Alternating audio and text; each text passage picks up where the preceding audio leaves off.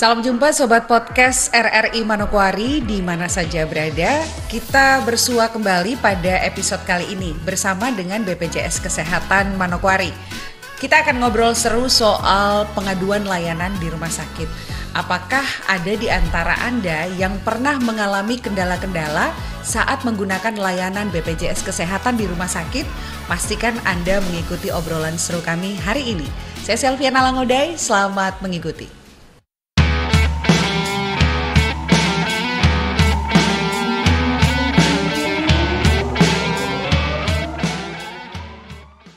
Oke, Sobat Podcast RRI Manokwari di mana saja berada, tamu kita seperti yang sudah kami sampaikan di awal tadi bahwa kita kedatangan tamu dari BPJS Kesehatan Manokwari. Sudah hadir, saya sapanya enaknya Mbak, Ibu, atau apa nih?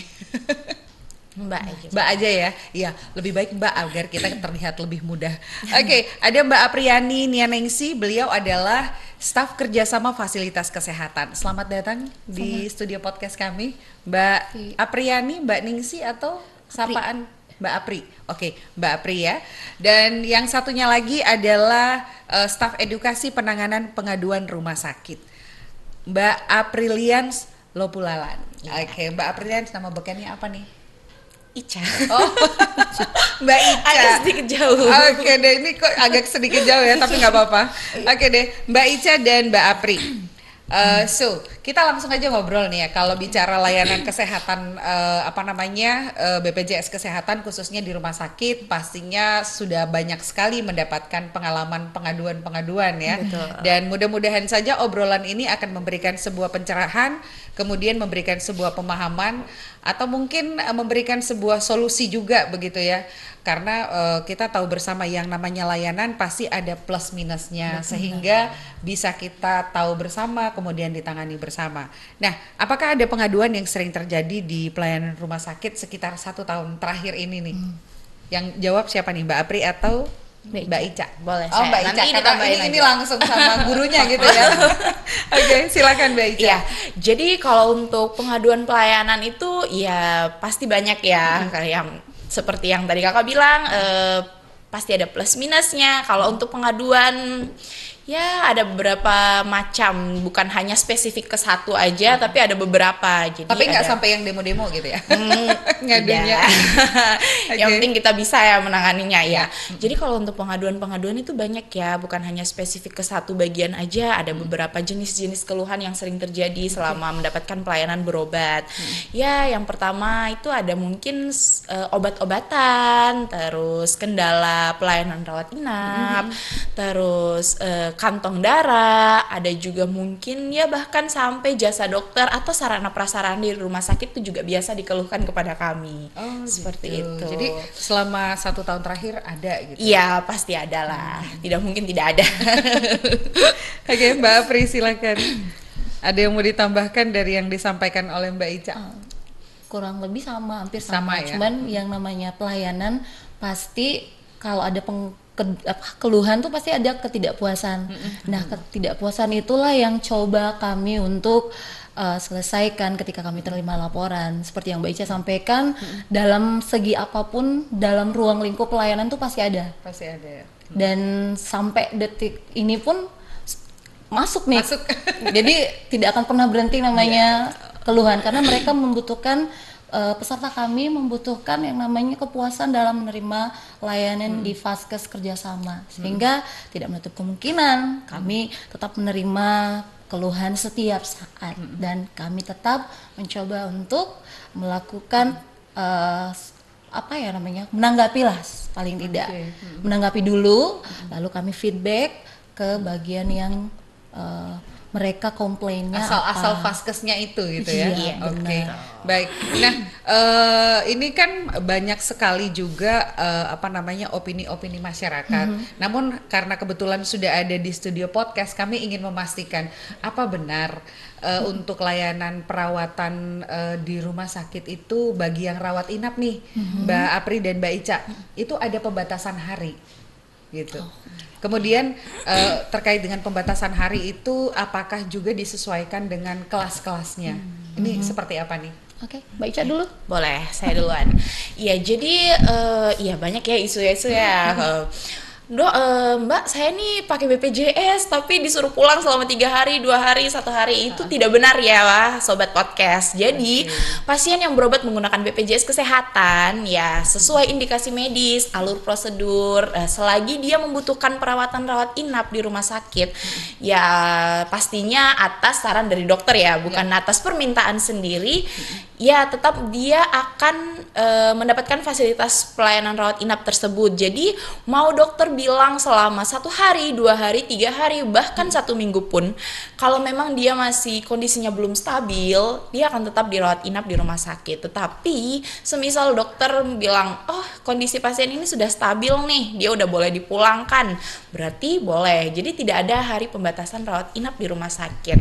Mau dia 1 hari, 2 hari, 3 hari, 1 minggu, bahkan 1 bulan pun kalau kondisinya belum stabil, tetap dia akan dirawat inap. Oke, baik. Mungkin itu aja ya. cukup jelas ya. Iya, baik. Sebelum kita melangkah ke BPJS 1 perannya nih, mungkin bisa sedikit di-share kepada audiens kita yang menyaksikan siaran podcast ini. Apa sih BPJS 1? Kemudian apakah BPJS 1 itu saban hari ke rumah sakit, mengunjungi rumah sakit maksudnya. Oke, silakan. Baik, mungkin saya izin menjawab ya, soalnya ya saya sebagai petugasnya langsung ya petugas BPJS 1 sama petugas EP3RS itu pada umumnya sama ya, hanya beda penyebutan aja. Nah, BPJS 1 singkatan dari BPJS Siap Membantu. Kalau ditanya kami datang tiap hari ke rumah sakit. Nah, rumah sakit di Manokwari ini kan ada banyak ya sobat podcast yang bekerja sama dengan BPJS Kesehatan. Jadi kita tuh turunnya terjadwal.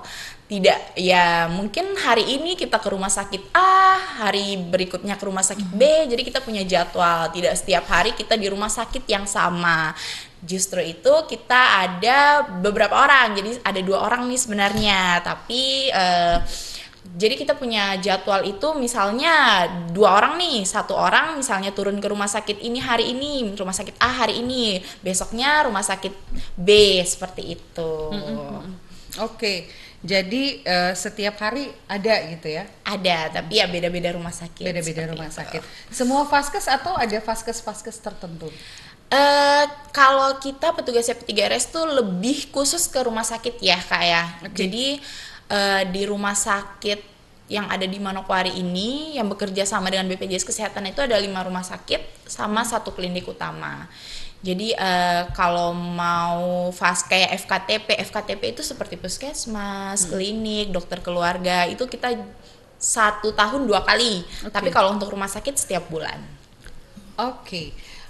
Kita sudah tahu nih ya Sobat Podcast RRI bahwa petugas 1 BPJS Kesehatan itu selalu ada di rumah sakit, tapi sesuai dengan schedule gitu ya. Oke. Kemudian bagaimana petugas 1 ini sendiri menangani keluhan, kemudian keluhan dan permasalahan yang didapat di rumah sakit. Oke. Mungkin saya izin menjawab, nanti boleh ditambahkan sama Kak Apri ya. Ya, kalau untuk petugas BPJS 1 sendiri menangani keluhan itu pasti ada berbagai macam ya.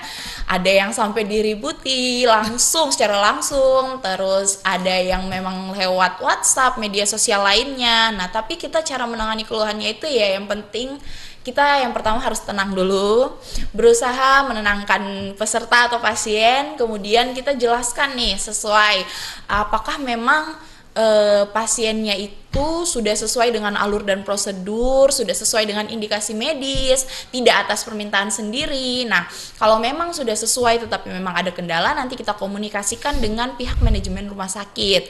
Apakah memang pasien ini dia membutuhkan pelayanan tapi mendapatkan kesulitan seperti itu. Jadi kita ngobrol. Jadi kita ngobrol sama manajemen rumah sakit. Jadi di rumah sakit juga ada tuh Kak petugas PIPP rumah sakit. Jadi kita kalau misalnya mendapati keluhan, kita usahakan untuk ngobrol sama PIPP rumah sakit untuk menangani keluhan tersebut. Jadi bukan kita yang sendiri menyelesaikan seperti itu. Oke. Ditambahkan sama Mbak Apri? Bener. Jadi gini, sebelum masuk ke tahapan yang tadi Mbak Ica sampaikan, itu awal mulanya kita menindaklanjuti keluhan itu kan pastinya ada laporan dulu nih yang kami dapatkan. Laporan itu bisa kami dapatkan by media sosial seperti WhatsApp, Telegram atau telepon, dan bisa juga melalui kunjungan BPJS 1 di lapangan. Nah, setelah itu kami dapatkan, kami kumpulkan, nah kami baru lakukan konfirmasi dulu ke vaskes tersebut. Misalnya itu terjadi di rumah sakit, ya kami konfirmasi ke bagian petugas pengaduan yang ada di rumah sakit. Setelah kami dapatkan klarifikasi dari pihak rumah sakit, tentunya kami akan berusaha untuk menindaklanjuti pengaduan ini melalui konfirmasi balik lagi ke pesertanya. Intinya nemu ini nih, menemukan antara versinya peserta atau pasien dan versinya pihak vaskes sendiri, sehingga kita tidak mendengar dari satu sisi saja. Kan kalau dengar satu sisi artinya kita berat sebelahan nih. Nah, tugas BPJS 1 adalah mengakumulasi semua itu lalu menindaklanjutinya bersama dengan vaskes dan peserta. Dari situ kami bisa melanjutkan proses sampai ke penyelesaian jika itu memang butuh pihak-pihak terkait yang lainnya, misalnya ada dinas kesehatan atau dinas pencatatan sipil dan lain-lainnya, kami kolaborasi ya namanya sampai itu selesai. Oke. Gitu artinya memang langsung ditanggapi gitu ya. Benar. Tapi setelah dibedah dulu persoalannya, harus bedah kasus dulu ini. Oke, baik. Tapi sejauh ini prevalensi kasus yang pernah ditangani itu untuk yang dari ringan sampai berat, kira-kira prosentasi aja nih. Berapa banyak 1 tahun terakhir nih? Kurang lebih tuh. Ya, lumayan. Lumayan berarti angkanya itu di atas 50%. Gitu. Betul. Ya? Oke. Baik, setidaknya dari persoalan-persoalan terkait dengan layanan kesehatan BPJS kesehatan di rumah sakit ini paling tidak ditangani cukup baik begitu ya. Jadi jangan pernah ragu dan khawatir gitu kalau Anda sakit harus menuju fasilitas layanan kesehatan dengan menggunakan kartu keanggotaan Anda gitu ya. Dipastikan bahwa Anda tetap tercover dan terkontrol gitu ya. Kalaupun ada masalah pasti akan diselesaikan gitu ya. Oke. Nah, Mbak Apri dan juga Mbak Ica, ketika melakukan customer visit, apakah terdapat kendala dengan pihak rumah sakit? Customer visit ya. Iya. Jadi kami petugas BPJS 1 itu kunjungan ke rumah sakit itu selain melakukan customer visit ada juga yang melakukan sibling. Nah, ketika melakukan sibling itu supervisi buktikan dan lihat langsung. Jadi kita melihat nih bagaimana peserta dilayani di vaskes, apakah sesuai dengan prosedur, alur dan juga komitmennya vaskes kepada BPJS Kesehatan. Nah, kalau untuk kendalanya sendiri sejauh ini aman ya, kita tidak punya kendala sama vaskes. Yang penting ketika kita melakukan customer visit jangan lupa untuk izin gitu aja. Karena kita bertamu ke tempat orang harus ada izinnya. Jadi kita sebelum customer visit, sebelum sibling ke rumah sakit, kita mungkin info dulu ke pihak manajemen bahwa hari ini kita akan melakukan kunjungan, kita akan melakukan customer visit, kita akan melakukan sibling ke rumah sakit tersebut. Apakah mungkin bisa didampingi atau kita jalan sendiri seperti itu. Jadi kalau untuk kendala tidak ada. Tidak ada sama sekali ya. Sama sekali. Oke. Dan terkait dengan petugas BPJS 1 nih. Petugas BPJS 1 selalu siap menangani pengaduan dan keluhan walaupun di hari libur. Ini dari tadi pengen saya ngulik nih. waktu saya tanyakan terkait dengan kunjungan petugas 1 ke rumah sakit. Apakah ini juga tercover ketika hari libur, katakanlah weekend dan juga hari Minggu atau mungkin tanggal merah seperti itu? Baik, mungkin petugas BPJS 1 itu ya namanya juga siap membantu ya.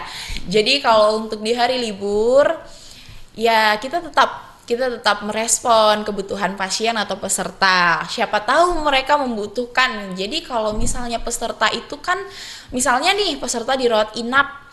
Nah, tapi kartu BPJS-nya tuh tidak aktif. Dia membutuhkannya 3x24 jam sesuai regulasi. Nah, sedangkan dia masuknya udah di hari Kamis. Nah, hari Kamis sore nih misalnya. Nah, 3 kali 24 jamnya mungkin di hari Minggu. Nah, tapi kan dia membutuhkan. Jadi dia mungkin melihat poster-poster BPJS 1, dia hubungi, nah tetap kita tanggapi seperti itu. Jadi kalau misalnya di pertanyaannya di hari libur kita tetap melayani, selama dia membutuhkan pasti kita tetap tanggapi. Oke. Jadi jangan khawatir gitu ya. Hari libur tanggal merah ketika Anda langsung menghubungi atau Anda kontak layanannya pasti akan langsung ditanggapi gitu ya. Itu straight point-nya ya. Oke. Nah, kalau tadi sudah kita ngobrol tentang customer visit, kemudian siap menangani pengaduan dan permasalahan itu di hari-hari libur juga tetap tercover. Nah, sekarang kita sedikit bergeser ke jenis obat-obatan nih. Nah, untuk semua jenis obat-obatan, apakah memang ditanggung BPJS Kesehatan? Karena kita tahu kadang-kadang berobat kan, oh iya Bu, ini tidak tercover gitu ya.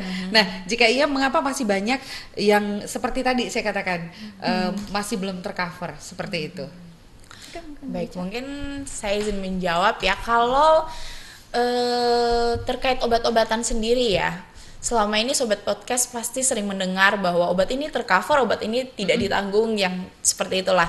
Jadi pada dasarnya obat-obatan itu kita mengacu pada Formularium Nasional sesuai dengan PMK 28 tahun 2014 poin D nomor 3, bahwa obat-obatan, penggunaan obat-obatan itu tercantum pada Formularium Nasional. Ketika dokter meresepkan di luar Formularium Nasional, tertera di regulasi bahwa penggunaan obat-obatan di luar Formularium Nasional itu tetap dapat tercover sama BPJS Kesehatan selagi sesuai indikasi medis dan resep dari dokter, persetujuan komite medik dan juga direktur rumah sakit. Itu sudah satu paket di paket tarif yang mereka klaimkan ke BPJS Kesehatan. Jadi tidak ada istilah bahwa obat tersebut tidak ditanggung sama BPJS Kesehatan, obat lainnya ditanggung sama BPJS Kesehatan. Pada dasarnya semua obat yang tercover sama BPJS Kesehatan dan diresepkan sama dokter itu semua sudah masuk dalam Formularium Nasional.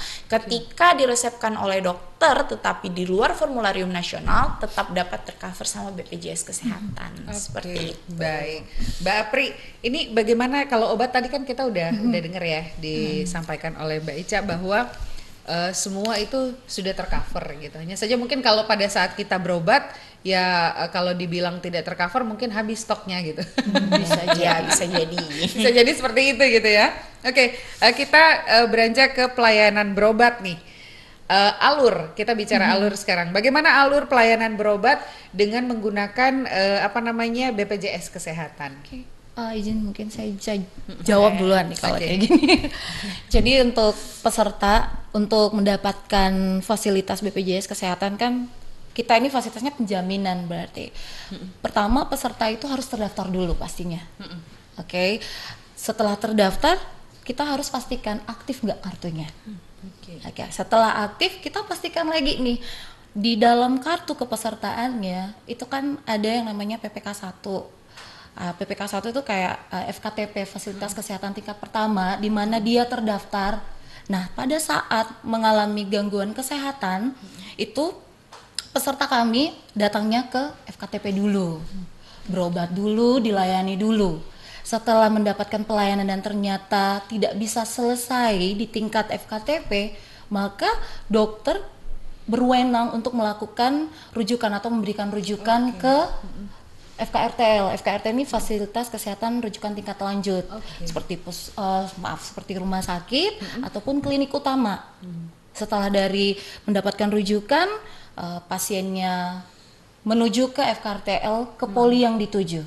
Seperti itu. Dari situlah mekanisme pelayanan FKRTL berlangsung, mulai dari antrian, lalu bertemu dengan dokter, setelah itu mendapatkan persiapan obat dan lanjut ke farmasi ya, apotek gitu. Kalaupun memang membutuhkan pemeriksaan penunjang, dokter pasti akan melampirkannya pada resep untuk melakukan pemeriksaan penunjang. Seperti itu dan selesai. Oke.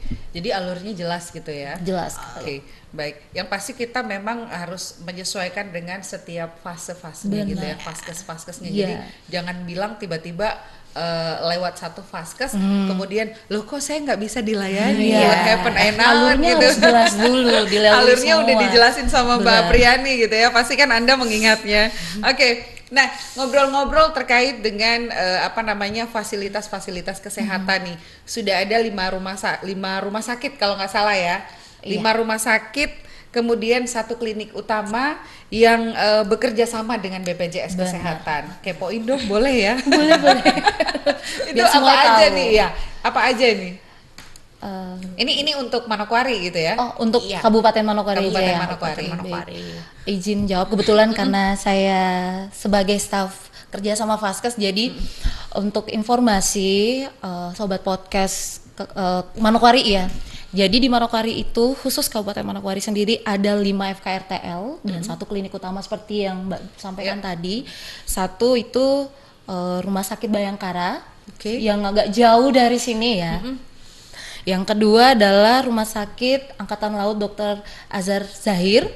Lalu yang ketiga Rumah Kalau di Sakit sini kan biasanya kita bilang Rumah Sakit Angkatan Laut gitu ya. Iya, tapi biar semuanya pada tahu Iya. ya bahwa lengkapnya itu Rumah Sakit Angkatan Laut Dr. Azhar Zahir. Lalu yang ketiga RSUD Manokwari. Pas depanan sama BPJS nih ya. Ya, tetanggaan gitu. Tetanggaan banget. Jadi Iya.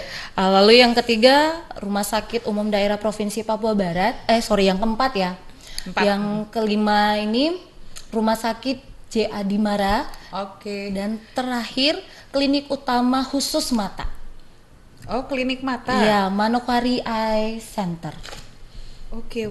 Baru ketambahan tahun ini. Kalau klinik mata sih juga baru dengar nih. Berarti ini baru ya? Baru tahun ini. Berarti para pengguna bukan pengguna sih, para anggota BPJS Kesehatan juga. Peserta sih Peserta. sebenarnya. Peserta ya? Iya. Oh ya, peserta.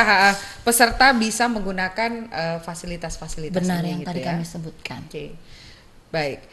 Jadi sudah jelas, sudah ada 5 rumah sakit yang besar yang bisa melayani, kemudian 1 klinik ya, utama klinik khusus. utama. Jadi klinik utama khusus dicatat, klinik utama khusus yaitu klinik mata Manokwari Eye. Yang mana Gitu ya. Eye Center benar. Eye Center ya. Oke, baik. Tadi kita sudah ngobrol-ngobrol terkait dengan penanganan pengaduan, penerimaan pengaduan. Nah, itu biasanya untuk tindak lanjutnya itu berapa lama, Mbak Ica?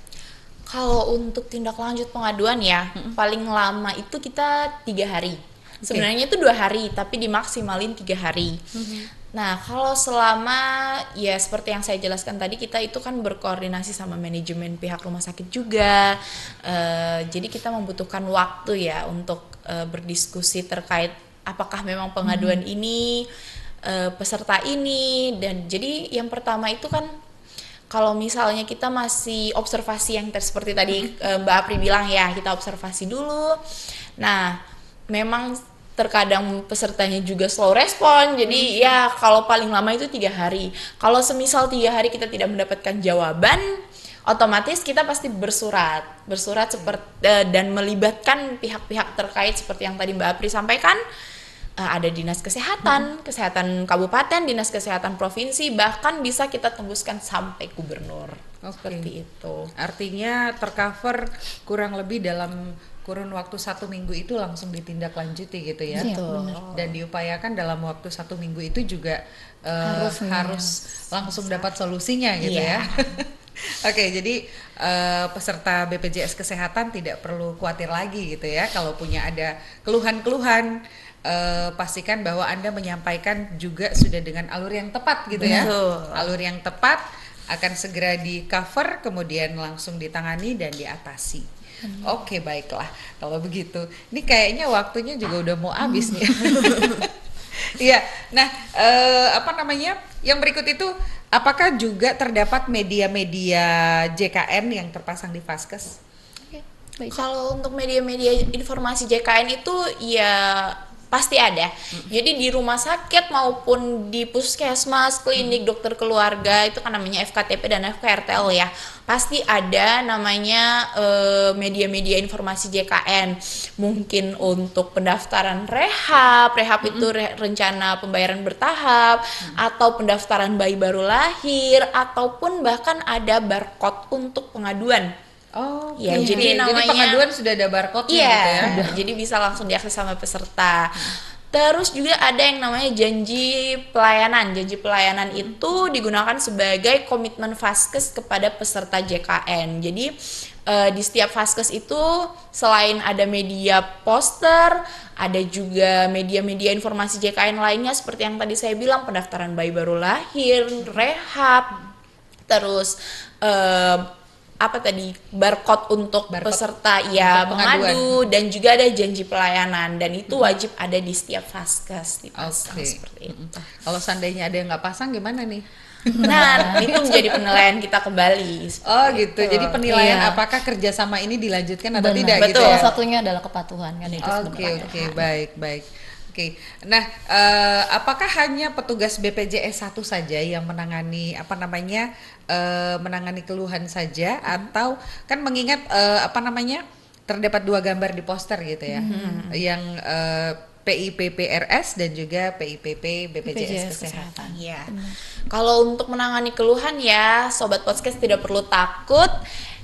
Selain ada petugas BPJS 1, ada juga PIPP di FKTP dan FKRTL. Jadi semisal nih Sobat Podcast berobat tetapi mungkin belum ada nomornya BPJS 1, Sobat Podcast bisa langsung mengadukannya kepada petugas informasi penanganan pengaduan di Vaskes tersebut. Jadi bukan hanya BPJS 1 nih, kita berkolaborasi juga sama Vaskes, ada penanganan pengaduannya juga di situ. Yang seperti mungkin terpasang di poster itu kan ada 2. Nah, yang satunya dari rumah sakit, yang satunya dari BPJS. Oke, baik. Baik. Mungkin karena kita juga sudah di penghujung ya Sobat Podcast RRI Manokwari, sekaligus sebelum kita mengakhiri obrolan asik kita terkait dengan layanan pengaduan BPJS Kesehatan ini, mungkin ada yang ingin disampaikan untuk pemirsa kita atau mereka yang menyaksikan podcast ini. Silahkan dari Mbak Ica dulu atau dari Mbak Apri dulu, atau mau Om Pimpa dulu juga boleh nih. Iya, baik. Kalau dari saya dulu ya, mungkin Sobat Podcast kalau mau berobat terus terdapat kendala selama mendapatkan pelayanan baik di FKTP maupun FKRTL, jangan sungkan-sungkan untuk menghubungi kami petugas BPJS 1 karena sesuai dengan nama kami, BPJS 1 itu siap membantu. Kalau memang boleh nggak nih saya share nomor BPJS 1 saya sekalian? Boleh dong. Iya. Sangat Jadi dicatat gitu ya. Sobat Podcast ya. Jadi mungkin bisa langsung dicatat di nomor di HP-nya masing-masing 0821 9935 7232. Oke. Mbak Ica gitu ya. Iya. Iya. Silahkan Mbak Pri, ada yang mau disampaikan? Benar, saya nambahin. Jadi sebelum sampai ke pengaduan, terlebih dahulu peserta BPJS Kesehatan ini harus tahu dulu nih alur supaya tidak terjadi masalah di pelayanannya. Biar nggak mandek gitu ya. Benar. Pelaporannya ya. Tapi kalau sudah menjalankan prosedur di tengah perjalanan pelayanan ini ada masalah, silakan langsung mengunjungi nomor yang menghubungi nomor yang sudah disampaikan Mbak Ica. Kalau teman-teman JKN mau tahu di mana sih saya bisa nemuin itu, nah biasanya itu Vaskes memasangnya itu dekat loket pelayanan. Oke. Atau di dekat poli-poli, satunya lagi tuh dekat apotek. Jadi kan Yang biasanya pasti sering setiap fasilitas kesehatan yang bekerja sama dengan Iya. BPJS Kesehatan itu ada pos pelayanan ya. Ya, dan Oh, di gitu. pusat-pusat itu tuh bisa ditemukan nomornya Mbak Ica dan nomornya dari teman-teman rumah sakit. Oke. Jika ada keluhan yang ingin disampaikan, gak usah takut. Intinya sampaikan aja. Apa aja mau marah-marah juga boleh gitu ya terkait dengan Iya, fasilitas. biasa. Kalau marah. Itu udah biasa malah ya. Biasa, nggak apa-apa. Oke. Ada lagi Mbak Apri itu aja? Kalau dari saya sih cukup. Oke, nggak ada tambahan lagi dari Mbak Ica? Yakin nih, udah mau bubaran misalnya. Ya, kalau dari saya mungkin itu ya, jangan untuk sungkan-sungkan. Jadi kebanyakan peserta itu sungkan untuk mengadu karena takut tidak dilayani. Oh gitu, Seperti jadi itu. jangan pernah takut untuk mengadu Iya, gitu ya. jangan pernah takut Iya. kalau memang terdapat kendala. Oke, baik. Oke, baiklah Mbak Ica dan juga Mbak Apri, senang sekali bisa berbincang terkait dengan pengaduan layanan di rumah sakit yang sudah memang disediakan oleh BPJS Kesehatan ya, sebagai bukti pelayanan untuk peningkatan kualitas pelayanan. Betul. Mungkin ini ya. Oke, untuk para peserta BPJS Kesehatan. Baik sahabat podcast, pelayanan kesehatan ini bukan soal prosedur, tetapi tentang kepedulian dan tanggung jawab bersama. BPJS Kesehatan, rumah sakit, dan masyarakat harus saling bersinergi agar tidak ada peserta yang merasa sendiri ketika menghadapi sakit. Sehat adalah investasi, investasi terbaik, akses kesehatan yang adil adalah hak semua warga. Mari kita bersama-sama menjaga alur layanan dan aktif menyampaikan keluhan kita dengan cara yang tepat, seperti yang dikatakan oleh Mbak Apri tadi di akhir statement beliau bahwa perhatikan alurnya, dan yang dikatakan oleh Mbak Ica bahwa petugas 1 atau BPJS 1 selalu ada anytime sekalipun hari libur. Pastikan layanan Anda sudah, pengaduan Anda sudah mengikuti alurnya. Dan terima kasih sudah mendengarkan atau mengikuti podcast kita dari Studio Podcast RRI Manokwari. Saya Selviana Langodai, terima kasih atas kebersamaan Anda, dan pastikan Anda masih terus bergabung bersama kami dan mengikuti episode-episode yang menarik, tentunya dengan topik-topik yang menarik pula. Sampai jumpa.